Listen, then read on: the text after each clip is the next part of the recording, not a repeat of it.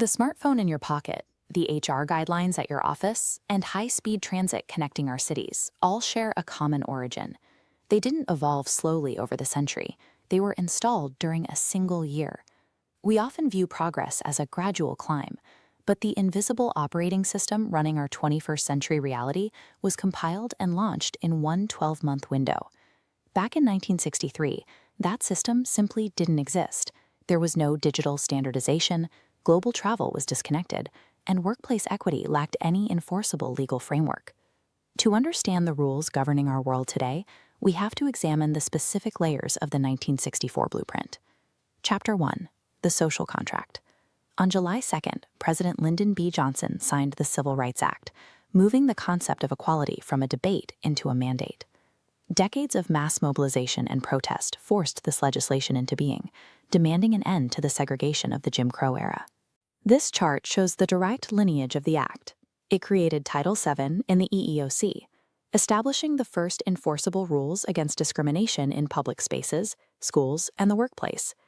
This legislation provided the legal scaffolding for every equity movement that followed, turning moral arguments into corporate and institutional policy.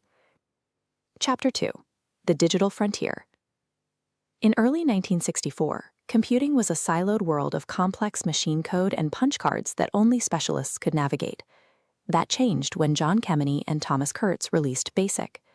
By using intuitive commands instead of machine code, they made software development accessible to a new generation of non-specialists. While software was becoming more accessible, IBM was standardizing the hardware. This is the System 360, the first family of computers designed with a shared architecture. IBM introduced backward compatibility here. Software written for one machine could run on any other in the line. This standardized architecture remains the rule behind every modern operating system, from data center servers to your smartphone. By the end of 1964, the digital world had been open to human programmers and made compatible with its own hardware. Chapter 3. Shrinking the Globe. On October 1st, Japan launched the Tokaido Shinkansen, a train that physically compressed the distance between Tokyo and Osaka.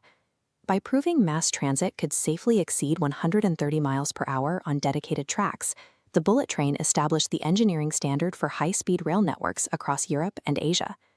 As physical travel accelerated, NASA addressed digital distance by launching SYNCOM-3, the first communication satellite placed in geostationary orbit. By remaining fixed over the equator, SYNCOM-3 successfully broadcast live television coverage of the Tokyo Olympics across the Pacific Ocean. This mission proved we could maintain a constant data link with a fixed point on Earth. That breakthrough enabled instant global media and provided the orbital proof of concept for the timing signals required by modern satellite navigation. These two engineering successes significantly reduced the time required to move people and information across the planet. Chapter 4. The Consumer Identity. This new infrastructure eventually reached the individual consumer, as showcased at the 1964 New York World's Fair. The fair saw the debut of the Ford Mustang, a car that moved the automotive industry away from one-size-fits-all manufacturing. Ford offered an affordable platform with a massive matrix of engines and unique interior trims, allowing buyers to tailor it to their personal lifestyle. This shift toward mass-market personalization established the marketing philosophy that dominates the consumer tech and automotive industries today. In 1964, the laws were signed, the code was written, the rails were laid, and satellites placed in orbit. These infrastructure investments became the enduring structural layers of modern life. 60 years later, we are still iterating on that same 12-month blueprint.